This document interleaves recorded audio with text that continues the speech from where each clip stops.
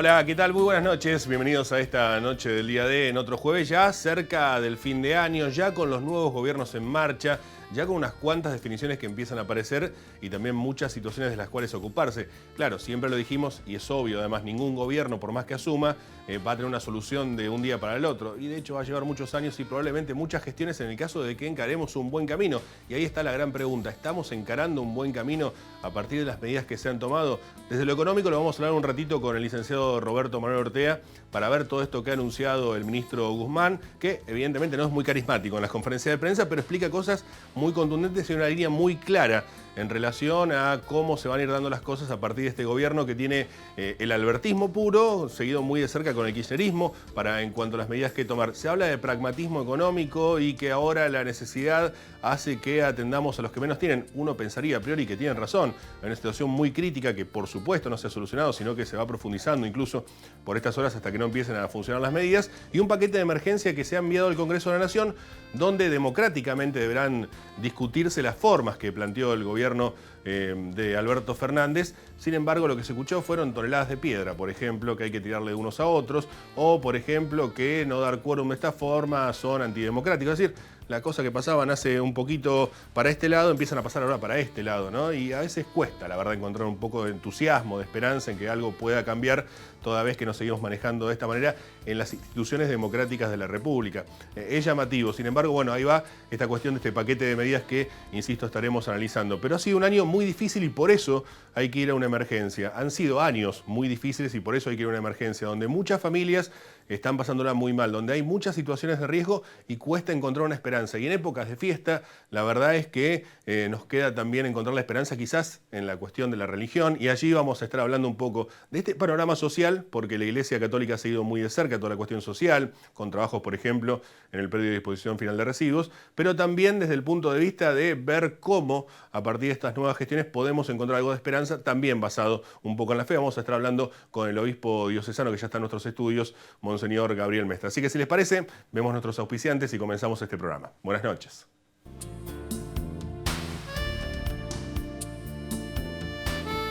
Auspician este programa.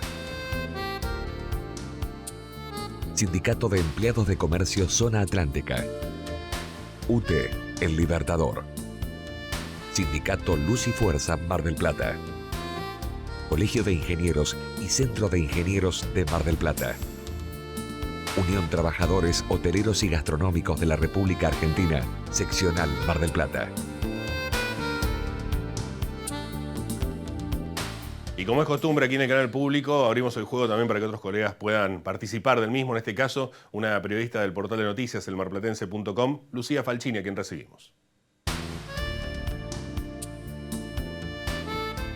Buenas noches, Nico, al obispo Gabriel Mestre y a toda la audiencia. Gracias por la invitación y por el espacio. Bueno, este 2019 estuvo atravesado por un montón de situaciones políticas, económicas y sociales, y me gustaría pararme en este último aspecto, en lo social, y referirme, por ejemplo, a los números de pobreza en Argentina, que indican que más del 40% de la población es pobre, y no solo eso, sino que la mitad de los niños menores de 14 años son pobres. Bajo estos números y cifras alarmantes y hasta desesperanzadoras, mi pregunta para el obispo es cuál es el balance que hacen desde la pastoral sobre este año de trabajo y cuáles son los desafíos para el año entrante bajo el aspecto social. Gracias.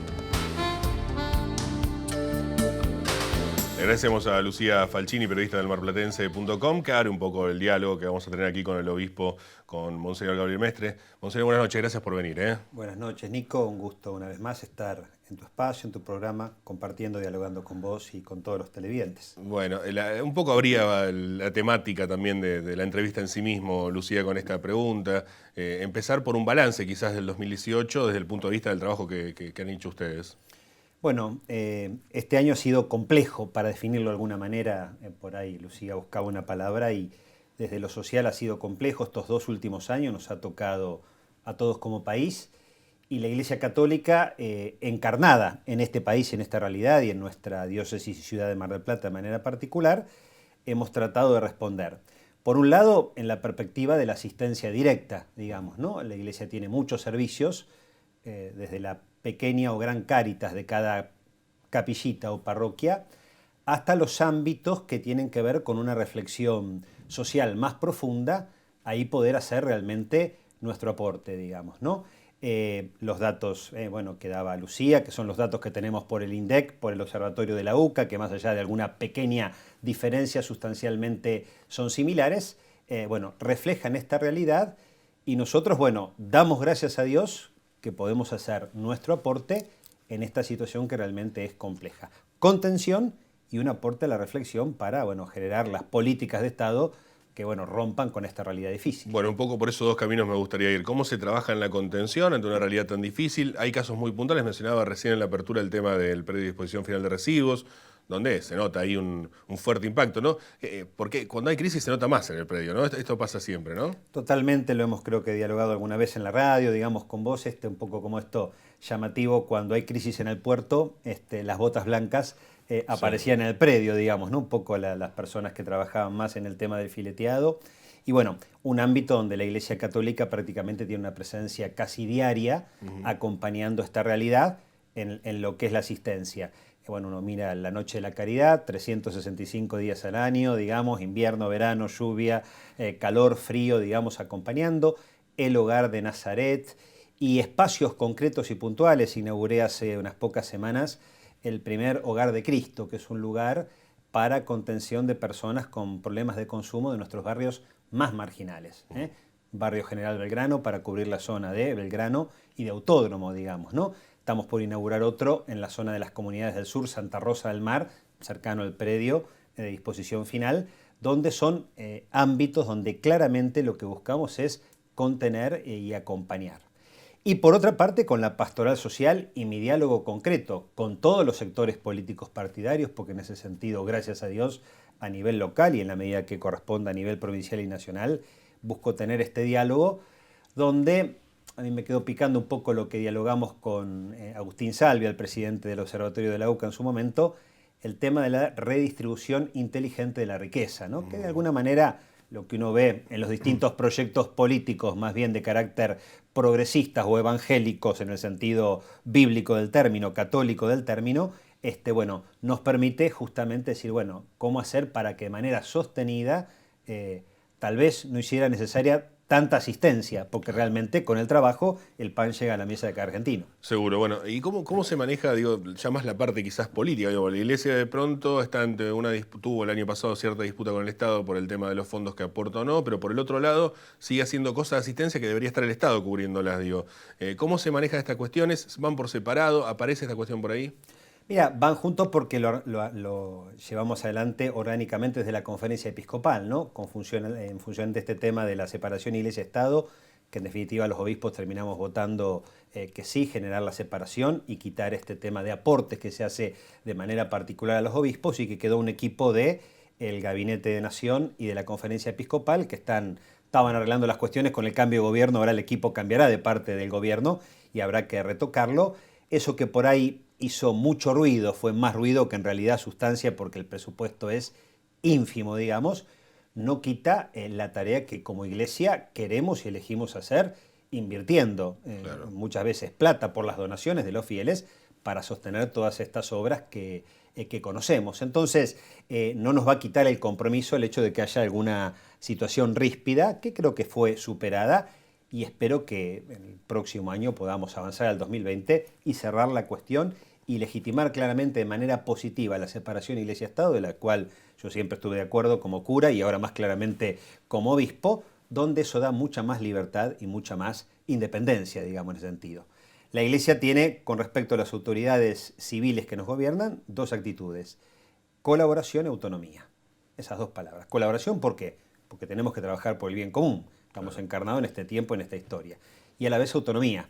Hay temas que vamos a poder coincidir con tal o cual gobierno particular y temas evidentemente que no. Y eso no tiene que llevar a una ruptura, digamos, sino a consensuar, dialogar, y en el marco plural, en esto estamos de acuerdo, en esto no estamos de acuerdo. Sin embargo, por la política, la presencia del Papa Francisco como referente máximo de la Iglesia Católica, parecía cierta diferencia con el gobierno anterior, el gobierno de Mauricio Macri, que pareciera que podría subsanarse con el gobierno de Alberto Fernández. Digo esto ya muy en el plano, por fuera, lógicamente, de lo espiritual, religioso, sino simplemente en el plano político, que lógicamente también implica eso la figura de un obispo, no por eso pregunto. Digo, ¿están confiados en que pueda ser mejor la relación, más fluida la relación con el gobierno de Alberto?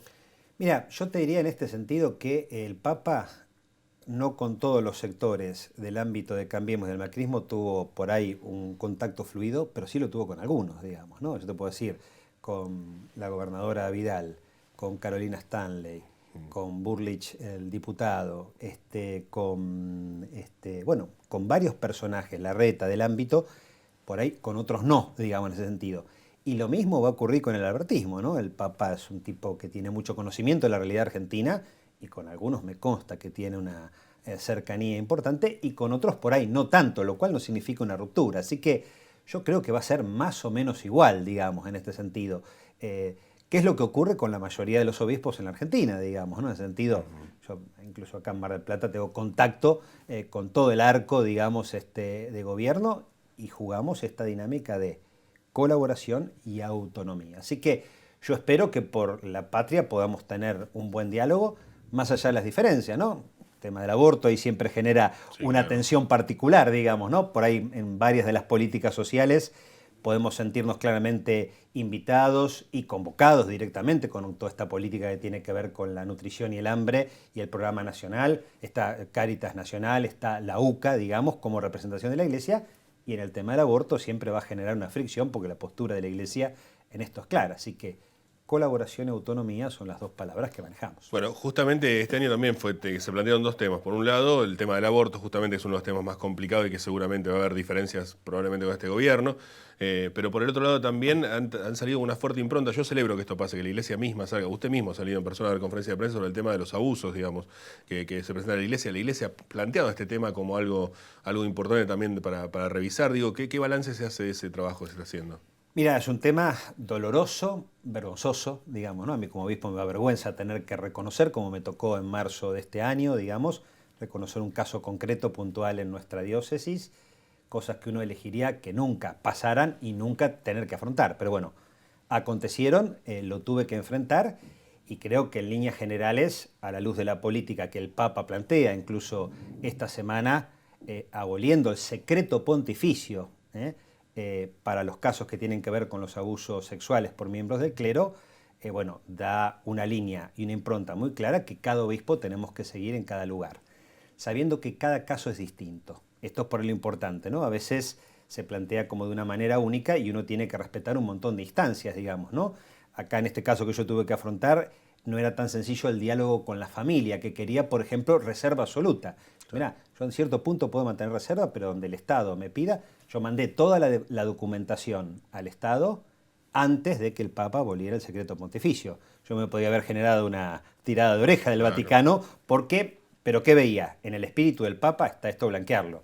Las leyes de la Iglesia, como pasa en cualquier país, tienen... Bueno, el tema de la transparencia, la claridad y la verdad, aunque duela, para mí es un principio básico. ¿Y hay un control mayor sobre la temática, digamos? Sí. ¿Se va siguiendo más de cerca el tema, digamos, para evitar más que nada nuevos hechos? Mucho más de cerca. Está muy bien denunciarlo y, insisto, lo celebro, me parece una excelente decisión de la Iglesia en ese aspecto, pero también es bueno que no ocurran nuevos hechos, digamos, ¿no? Claramente, mira, en marzo ya voy a poner en funcionamiento una comisión especial en la diócesis dedicada a este tema. Vamos a presentar un protocolo para lugares saludables para los niños en parroquias y colegios del ámbito de la Iglesia, donde se tengan en cuenta las recomendaciones prudenciales que ya estamos manejando. Un cura no tiene que estar con un niño en un lugar cerrado, eso es obvio y claro, bueno, que quede claramente planteado. Y una comisión donde trabajen matrimonios, mujeres, laicos, con la sensibilidad propia, porque alguien, por ejemplo, que quisiera venir a plantear algo o dialogar, por ahí no quiere hacerlo con el obispo, con un cura, que tenga la posibilidad de un laico, de una mujer, de un matrimonio, para presentar algún tipo de dificultad. Y en esta línea preventiva, ya hace años venimos trabajando con los futuros sacerdotes en un acompañamiento psicológico, incluso antes de ingresar al seminario. Un camino de un año previo para ver que haya una salud mental y afectiva básica y una decisión libre de aquel que elige ser cura católico. Está muy bien. Bueno, nos quedan 1 minuto y medio, 2 minutos más que nada. Hablaba al comienzo de que cuesta a veces encontrar esperanza en que las cosas funcionen bien porque a veces la política partidaria empieza a jugar. Ayer en el Congreso de la Nación, donde debería discutirse, terminan hablando de toneladas de piedra y qué sé yo. Me gustaría encontrar por ahí un mensaje de perspectiva, de fiestas también, de celebración de Navidad, etcétera, que nos pueda dar a todos lo que estén viendo y a nosotros también. Bueno, pensaba la palabra paz. El Papa ya publicó el mensaje que tiene que ver con la Jornada de la Paz, que siempre lo da para el primer día del año. Y en de los distintos temas que insiste en el tema del diálogo, ¿no? La paz es don de Dios para los que somos creyentes, abrir el corazón a Dios, y en esta Navidad para los que son creyentes de manera particular, pero tener como instrumento para la paz el tema del diálogo, para superar estas situaciones grietosas, por darle un título, que en distintos ámbitos y niveles atraviesan la realidad de nuestra patria. La paz es un problema serio y grave cuando dos naciones se enfrentan, pero también la paz es un problema de la cola del supermercado cuando una persona cree que la otra se quiere colar y empezaron a discutir, digamos, ¿no? Entonces, bueno, un corazón abierto para los que somos creyentes, para que Dios nos regale el don de la paz, y para los creyentes y los hermanos de buena voluntad no creyentes, saber que la paz la construimos con el diálogo en el día a día, desde las pequeñas cosas. Terminar el año con esta disposición y sobre todo comenzar el 2020 con esta disposición de corazón. Muchas gracias por venir, Monseñor. Gracias, Nico, un gusto para mí. Monseñor Gabriel Mestre, obispo diocesano, en esta noche del día D. Vamos a una pausa, quédese que ya volvemos. Unión Trabajadores del Turismo, Hoteleros y Gastronómicos de la República Argentina, Seccional Mar del Plata, San Luis 2548. Viajar en colectivo te conviene. Ahora tenés una respuesta inmediata a todas tus consultas. La nueva línea gratuita de atención al usuario, 0800-333-0701. Viaja asegurado, viaja tranquilo. Subite a los colectivos de Mar del Plata. Colegio de Ingenieros y Centro de Ingenieros. Compromiso y responsabilidad profesional. Al servicio de la comunidad. EDEA Web. Siempre a mano. Hacé todos tus trámites, donde estés y cuando quieras. EDEA Web. Sanguicherías Lo de Mario. Oferta fin de año. 32 triples. Jamón y queso, jamón y tomate, jamón y lechuga, jamón y huevo a solo 520 pesos. Encontranos en nuestras 7 sucursales de Mar del Plata y Batán. Visita lodemario.com.ar. Sanguicherías Lo de Mario. Probalos y después me contás. Sindicato Luz y Fuerza Mar del Plata. 25 de mayo, 4135.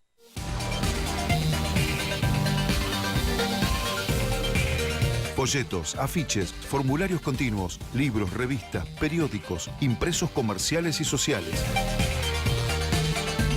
Tenés que imprimir Del Plata, la imprenta. Tradición gráfica marplatense. Cuando emprendas tu viaje, pide que sea un camino largo, lleno de aventuras y experiencias. En Personal, Fiber Telecablevisión, creemos que el camino es mejor cuando nos animamos a disfrutarlo. Personal Fiber Telecablevisión. Con vos, a donde quieras llegar.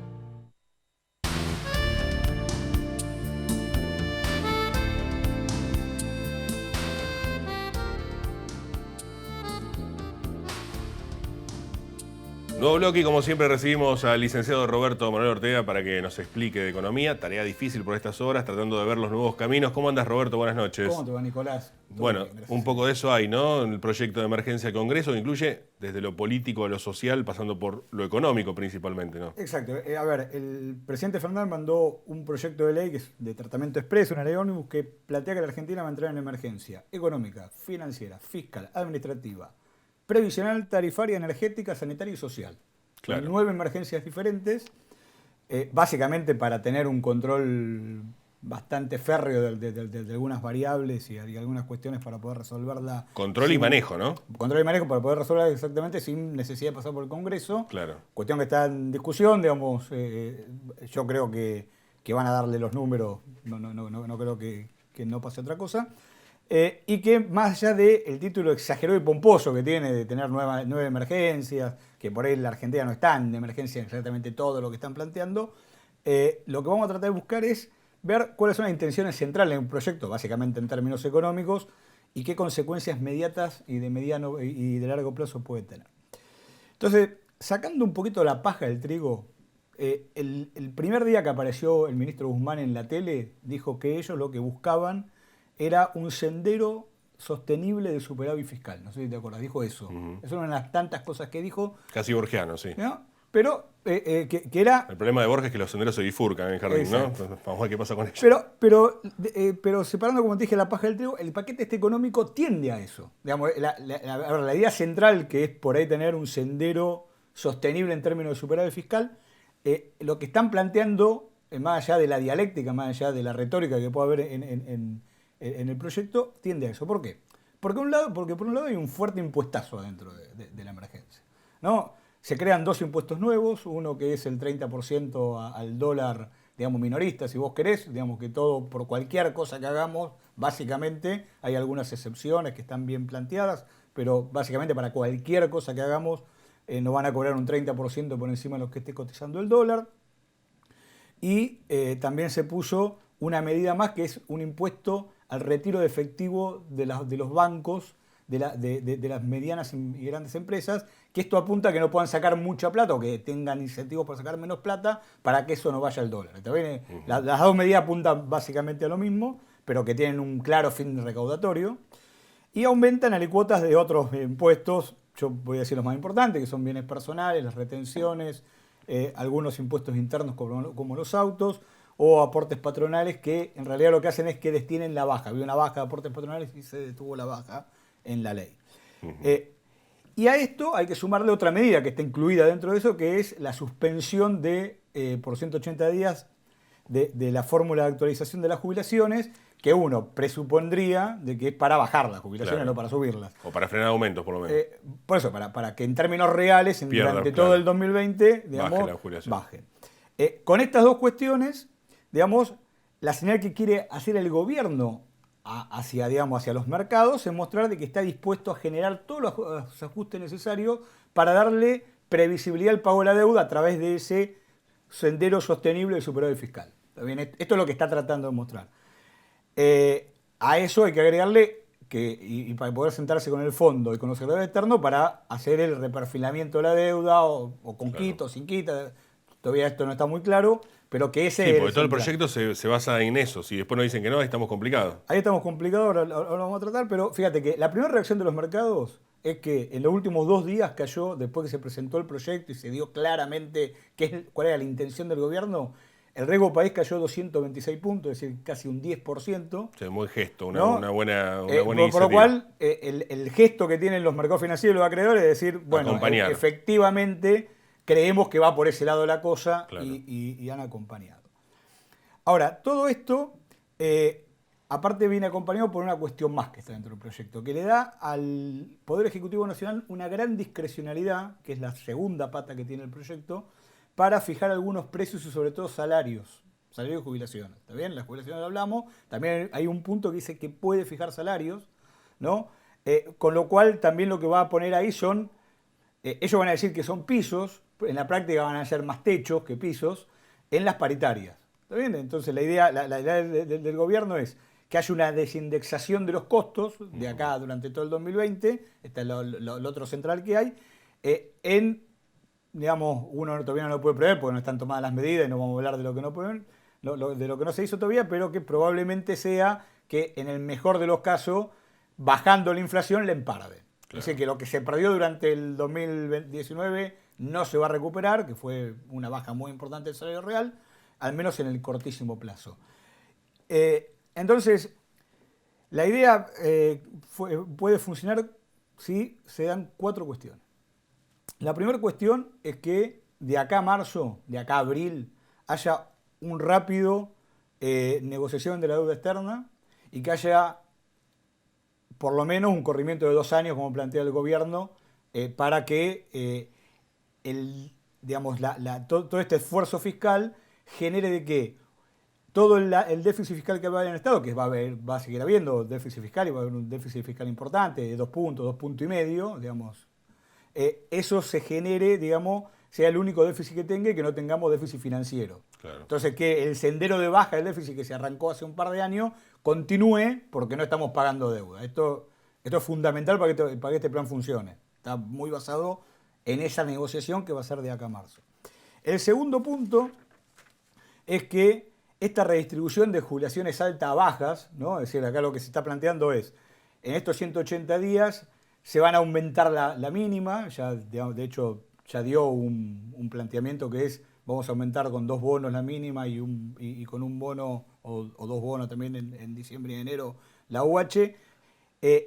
Esa redistribución que hay de jubilaciones altas a bajas, porque las jubilaciones altas se van a achatar, y el plan contra el hambre, que es un plan que va a poner en la calle 108.000 millones de pesos, eso, digamos, se compense en una forma que funciona así. Uno supone que las jubilaciones bajas, cada peso que le entre lo van a gastar digamos, básicamente en comida o en alguna otra cosa más, pero básicamente no tienen capacidad de ahorro. Y estas jubilaciones altas que tenían capacidad de ahorro van a perder esa capacidad de ahorro para trasladarla a las jubilaciones bajas. Esto es más o menos lo que está pensado y entonces va a aumentar el consumo en la práctica. Y eso va a ser lo que va a empujar la economía. ¿Está bien? Esta es la segunda idea central de este paquete. El tercero, y es una cosa que es de destacar, es el realismo fiscal que puso Alberto en el programa. Él tomó como objetivo de que hay un problema fiscal importante, que la Argentina no puede seguir teniendo déficit fiscal y que, si bien él plantea que lo vamos a hacer a costa de no pagar la deuda y hacer este esfuerzo desde algunos sectores medios y altos para pasar plata a los sectores más desposeídos, que de última no es mal la orientación, lo que es necesario es que ese sea, como voy a repetirlo por cuarta vez, un sendero sostenido en el tiempo y que no se corra. Claro. Digamos, ese sería el tercer objetivo. Si esto dentro de un año estamos discutiendo un aumento de la parte fiscal, vamos a tener un problema. Y el cuarto y último es que la parte heterodoxa que tiene este plan sobre los precios tiene una consecuencia, que también la heterodoxa dice, sí, no es una cuestión monetaria, ¿está bien? Y la cuestión que no es monetaria implica que también la inflación viene por demanda. Nosotros cuando pongamos más plata en la calle y los sectores favorecidos de este plan que, digamos, empiecen a consumir, que es la idea, va a haber presión de precios, sobre todo sobre la canasta básica de alimentos, que es lo que creo que más se va a gastar, y eso puede generar que la inflación no baje tan rápido como creo yo tiene planteado, digamos, como objetivo el gobierno. En definitiva, lo que se ha planteado es un paquete impositivo de emergencia con un ajuste fiscal heterodoxo bastante importante, en donde lo que se está tratando de hacer es que haya un esfuerzo fiscal de las clases medias y altas para financiar gasto para las clases más desposeídas de la sociedad, sin necesidad de tener mucha emisión monetaria. ¿Está bien? Esto también es destacable, digamos, lo que han dicho, no podemos emitir, por eso estamos haciendo el impuestazo, y que está básicamente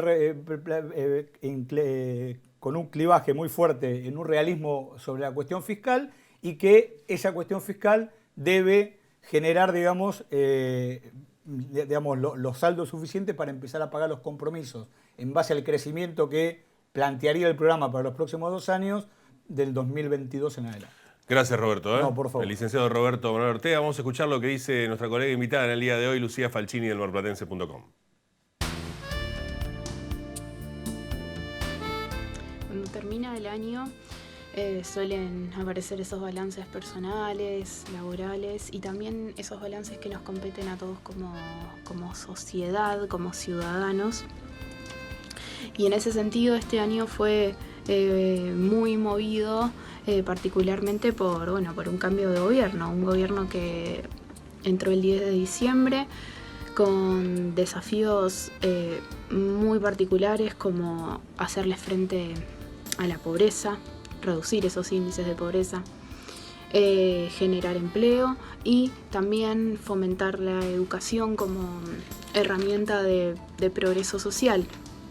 Por eso, más que nada, mi deseo para este año que entra y para nosotros también como país es que de una vez por todas podamos hacerle frente a todos estos obstáculos que nos impiden desarrollarnos y dar lo máximo que tenemos para dar, que es un montón, ¿no? Como sociedad, como país me refiero. Así que bueno, Nico, gracias por el espacio y te mando un saludo grande. Bueno, muchísimas gracias a Lucía Falcini del marplatense.com por su aporte también en este programa que va concluyendo. Ya la semana próxima habremos pasado Navidad. Con lo cual les deseamos a todos que pasen una excelente fiesta, que lo pasen muy bien, que disfruten en familia, para aquellos que creen, por supuesto, que participen de todos sus ritos religiosos, y para aquellos que no, también que encontremos quizás una oportunidad que tanta falta hace de reencontrarnos, de poder unirnos de alguna manera, aunque sea con alguna excusa como pueda ser una fecha o alguna celebración de la cual participamos y culturalmente está instalada en toda la Argentina. Así que desearles lo mejor, que se brinde por un año mejor, que se brinde por una nueva etapa, que se brinde porque de una vez por todas encontremos más excusas como estas, como las fiestas, para poder juntarnos y terminar con las toneladas de piedra que caen sobre los congresos y las instituciones argentinas. Que tengan una muy buena noche, será hasta el próximo jueves y muchas gracias por acompañarnos. Chao.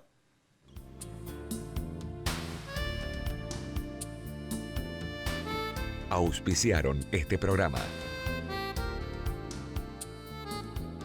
Sindicato de Empleados de Comercio Zona Atlántica. UTE, El Libertador. Sindicato Luz y Fuerza Mar del Plata. Colegio de Ingenieros y Centro de Ingenieros de Mar del Plata. Unión Trabajadores Hoteleros y Gastronómicos de la República Argentina. Seccional Mar del Plata.